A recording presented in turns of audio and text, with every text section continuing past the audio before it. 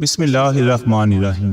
محترم ناظرین کرام، السلام علیکم۔ آج کی ویڈیو میں آپ کو وہ واقعہ بتایا جائے گا کہ جب ایک چور حضرت رابعہ بصری رحمت اللہ علیہ کے گھر آیا تو چوری کی نیت سے تھا، لیکن ایمان کی دولت سے مالا مال ہو کر گھر واپس لوٹا اور سب کے لیے ایک سبق چھوڑ گیا۔ اس واقعہ کی ڈیٹیل کے لیے ویڈیو کو کہیں سے بھی سکپ نہ کیجیے گا تاکہ درست معلومات سے آپ سب مستفید ہو سکیں۔ ناظرین، ایک چور رات کے وقت حضرت رابعہ بصری رحمت اللہ علیہ کے گھر داخل ہوا۔ اس نے دائیں بائیں دیکھا اور پورے گھر کی تلاشی لی، لیکن سوائے ایک لوٹے کے اور کوئی چیز نہ پائی۔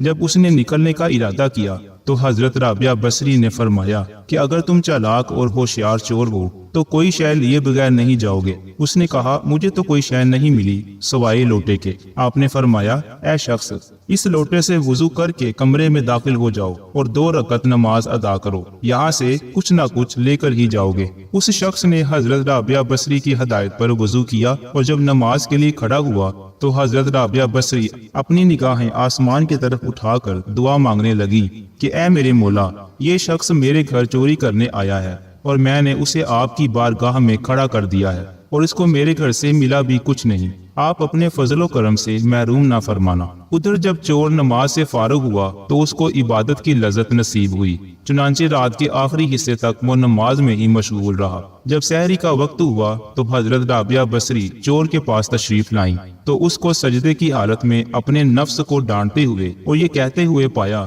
کہ جب میرا رب یہ پوچھے گا کہ کیا تجھے حیا نہ آئی، تو میری نافرمانی کرتا رہا اور میری مخلوق سے گناہ چھپاتا رہا، اور اب گناہوں کی گٹھری لے کر میری بارگاہ میں پیش ہو گئے ہو۔ جب مجھے وہ اپنی بارگاہ رحمت سے دور کرے گا تو اس وقت میں کیا جواب دوں گا؟ حضرت رابعہ بصری نے پوچھا، اے بھائی، رات کیسے گزری؟ خیریت سے گزری نا؟ وہ بولنے لگا کہ ہاں، خیریت سے گزری۔ عاجزی اور انکساری سے میں اپنے رب کی بارگاہ میں کھڑا رہا تو میرے اللہ نے میرے ٹیڑھے پن کو ختم کر دیا، میرا عذر قبول فرما لیا، میرے گناہوں کو بخش دیا اور مجھے میرے مطلوب مقصد تک پہنچا دیا۔